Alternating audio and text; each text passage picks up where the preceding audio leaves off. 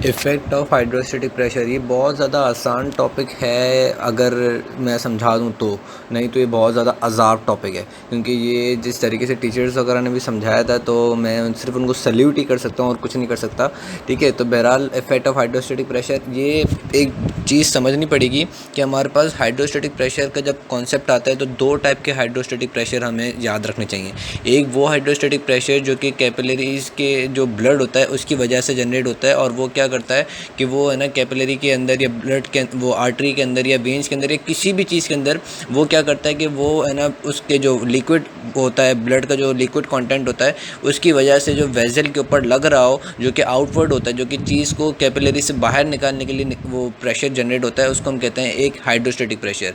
Hydrostatic pressure एक कौन सा है? वो प्रेशर जो कि है ना ब्लड का जो लिक्विड वाला पार्ट है वो है ना चीज़ों को आउटवर्ड डिफ्यूज़ करवाने के लिए है ना हमारे पास जनरेट करे, तो उसको हम कहते हैं हाइड्रोस्टैटिक प्रेशर। लेकिन एक हाइड्रोस्टैटिक प्रेशर वो है जो कि ग्रेविटी की वजह से आ रहा होता है। एक हाइड्रोस्टैटिक प्रेशर कौन सा है? जो कि ग्रेविटी की वजह से आ रहा होता है, जो कि डिपेंड करता है कि एक आर्टरी का डिस्टेंस कितना है दूसरे पार्ट से।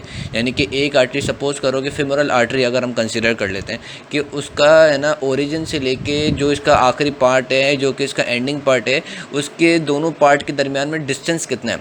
जैसे हम कहते हैं कि फेमोरल आर्टरी थाई से शुरू होती है और कहाँ पे, सपोज कर लो कि इसको हम ख़त्म करा देते हैं यहाँ पे है ना लेग के ऊपर, सपोज करो नी जॉइंट के ऊपर हमने इसको फिनिश करवा दी।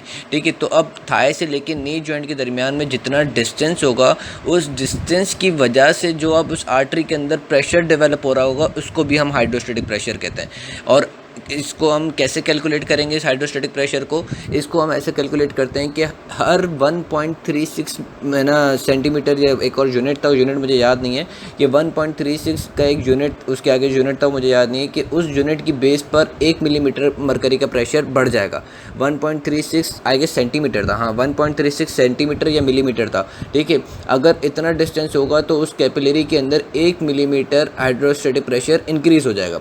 ठीक है, तो सपोज़ करो कि थाई पे हमारे पास फेमोरल आर्टरी है, उसका मुझे वैसे तो कोई एग्जैक्ट वैल्यू तो याद नहीं है, मैं सपोज़ करने के लिए बता रहा हूँ कि सपोज़ करो अगर ये थाई है, ठीक है, तो थाई के जो प्रॉक्सिमल पार्ट है, जो कि हमारा वो था क्या कहते हैं इलियोइंगुइनल लिगामेंट, वहाँ पे सपोज़ करो कि इसका प्रेशर है 13 मिलीमीटर मरकरी। ठीक है, और अब ये जो इसका नी है वहाँ पर हमारे पास इसी कैपिलरी फेमोरल आर्टरी का प्रेशर हो जाता है 20 मिलीमीटर मरकरी। तो ये 7 मिलीमीटर मरकरी कहाँ से ऐड हुआ? ये 7 मिलीमीटर मरकरी जो ऐड इसके अंदर हुआ वो इसके डिस्टेंस की वजह से ऐड हुआ, और उसके डिस्टेंस की वजह से जो कैपिलरी के अंदर हाइड्रोस्टैटिक प्रेशर डेवलप हुआ उसने इसको एडिशनल 7 मिलीमीटर मरकरी का प्रेशर दे दिया। ठीक है, मैंने क्या बताया कि 13 मिलीमीटर मरकरी का प्रेशर मैंने बताया कि फेमोरल आर्टरी का, सपोज कर लो कि इलियोइंगुइनल लिगामेंट के पास था, मतलब इलियोइंगुइनल लिगामेंट वाली जगह पे था, और नी जॉइंट पे आके इसका प्रेशर हो जाता है 20। तो ये 7 कहाँ से आया बीच में? तो ये 7 जो आया वो 7 हमारे पास आर्टरी के अंदर जनरेट हुआ ड्यू टू द डिस्टेंस,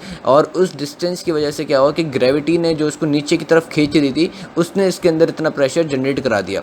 ठीक है, अब अगर हम कोई सी भी 2 पॉइंट पे देखने हो तो हम ये 2 पॉइंट पे ये प्रेशर कैसे कैलकुलेट करते हैं? तो ये प्रेशर कैलकुलेट किया जाता है, इसको हम कैलकुलेट करते हैं बेस इज इक्वल टू है ना अपेक्स प्लस हाइड्रोस्टैटिक प्रेशर। जो भी बेस पे प्रेशर होगा उसको हम कैलकुलेट करते हैं अपेक्स प्लस हाइड्रोस्टैटिक प्रेशर। अब इसी को हम अप्लाई करते हैं हमारी एग्जांपल के ऊपर, फेमोरल आर्टरी वाली के ऊपर।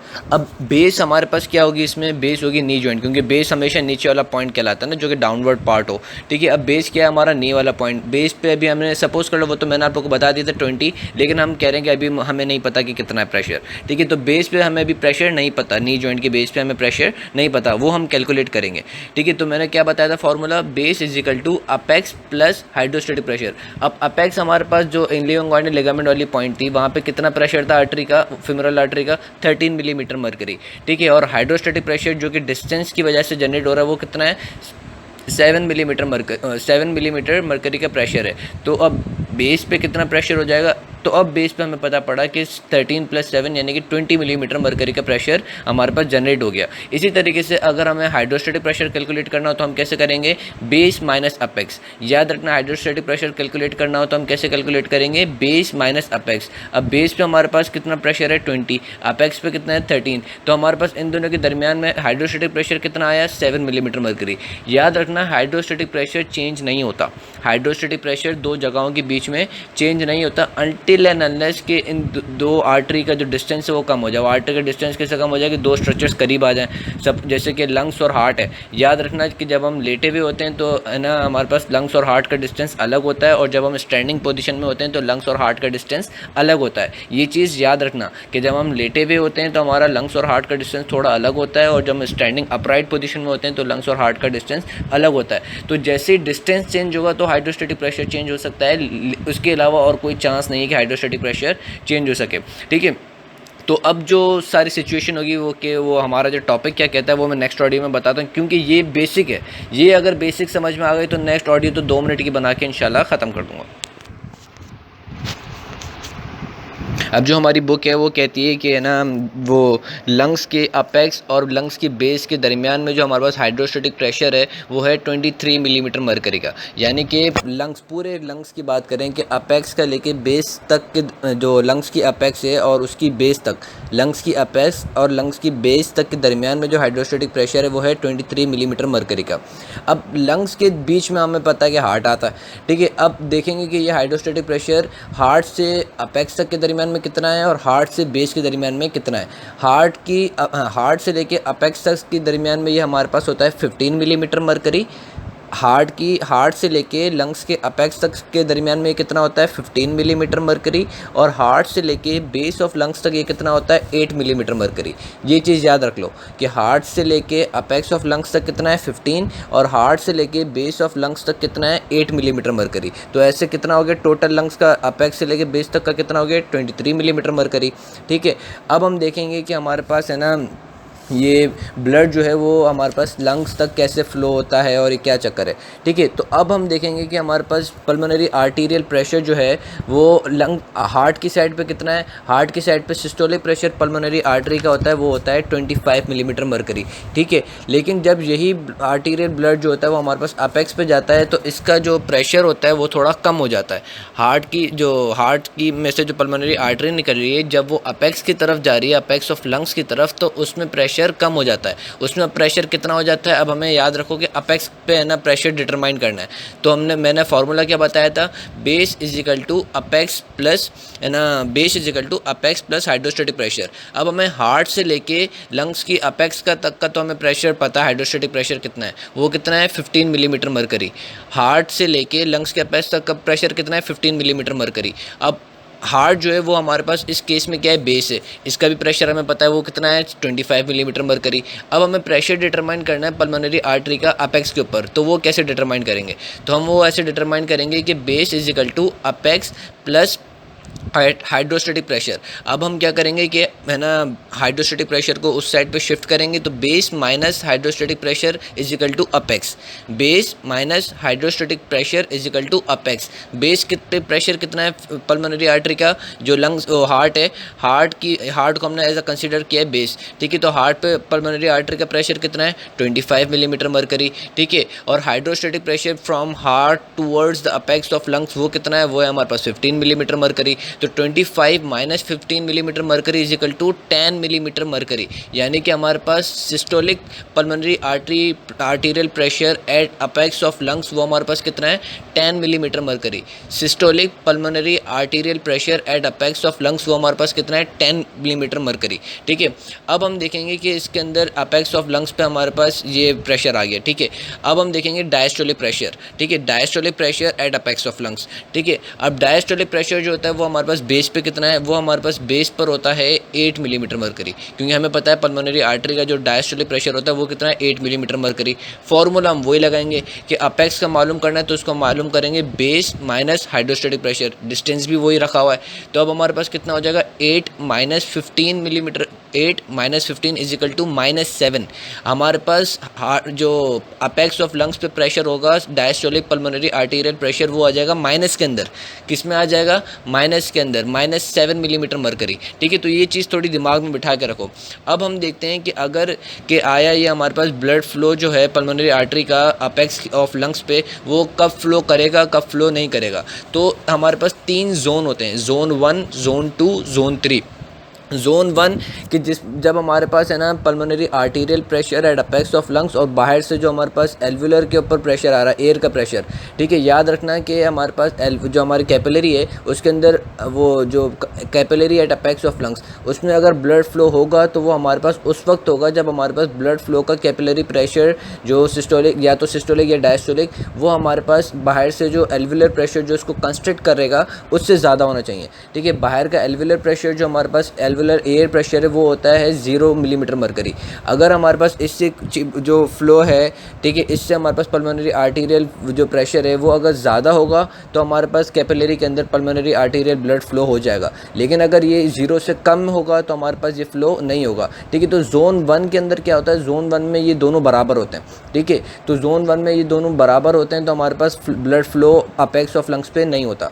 लेकिन जब हम दूसरे कंडीशन देखते हैं जोन 2, उसमें क्या होता है कि सिस्टोलिक पल्मोनरी आर्टीरियल ब्लड जो होता है, सिस्टोलिक पल्मोनरी आर्टीरियल ब्लड जो होता है वो हमारे पास अपेक्स ऑफ लंग्स पे कितना था, मैंने बताया था कैलकुलेट करके कि 25 - 15 = 10, यानी कि 10 मिलीमीटर मरकरी का प्रेशर हमारे पास अपेक्स ऑफ लंग्स पे था, तो वो हमारे पास ग्रेटर है than 0 millimetre mercury pressure of alveolar air, तो हमारे पास ब्लड फ्लो हो जाएगा। लेकिन जब हम डायस्टोलिक पे आते हैं, डायस्टोलिक कंडीशन में जो अपेक्स ऑफ लंग्स पे पल्मोनरी आर्टीरियल प्रेशर था वो कितना था, वो हमने कैलकुलेट किया था बेस माइनस हाइड्रोस्टेटिक प्रेशर, और बेस पे हमारे पास 8 था और हाइड्रोस्टेटिक प्रेशर 15 था, तो 8 - 15 = -7। अब -7 जो है वो 0 से कम है तो हमारे पास क्या होगा, अपेक्स ऑफ लंग्स पे ब्लड फ्लो नहीं होगा, ठीक है। तो ये सेकेंड कंडीशन के अंदर क्या होता है, इंटरमिटेंट फ्लो होता है कि जब हमारे पास सिस्टोलिक होगा तो हमारे पास सिस्टोलिक में लंग्स के अपेक्स के ऊपर हमारे पास है ना पल्मोनरी आर्टीरियल प्रेशर 0 से ज़्यादा होता है, यानी कि 10 हो जाता है तो ब्लड फ्लो हो जाएगा।